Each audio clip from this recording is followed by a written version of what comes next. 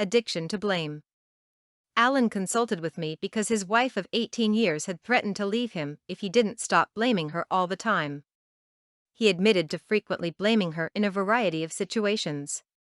He blamed her if he thought she made a mistake, if he thought she was wrong about something, if he was feeling alone, or even if he had a bad day at work.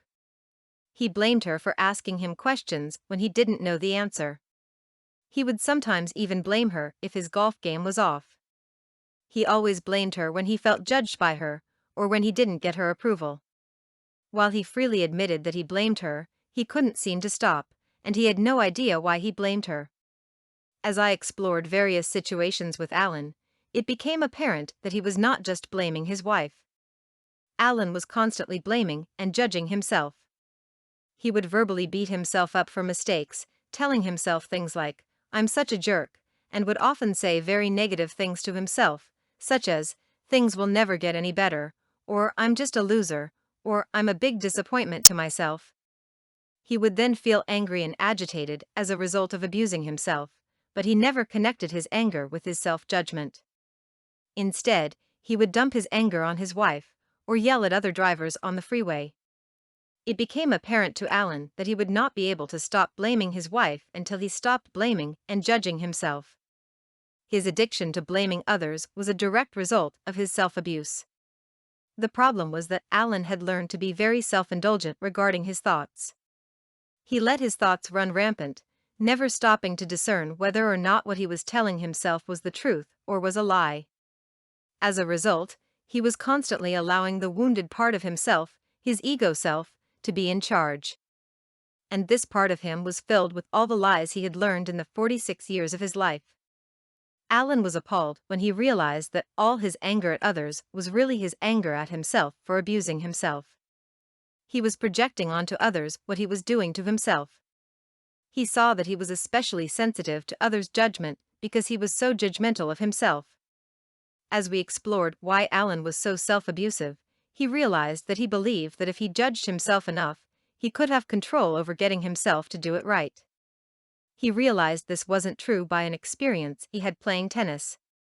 "I played last Wednesday and I was in a really good mood. I was just playing for the fun of it, rather than to play well, and I played my best game ever. The very next day I played worse than I have for a long time. I realized that, having done so well on Wednesday, I now wanted control over doing as well on Thursday. As soon as I tried to control it, I lost it. I want to stop doing this, but I've been doing it my whole life. How do I stop?" Stopping any addiction is always a challenge. Changing our thought process is especially challenging.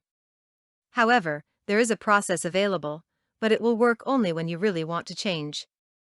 Changing from being self-abusive to self-loving has to become more important to you than continuing to try to control yourself through your self-judgments.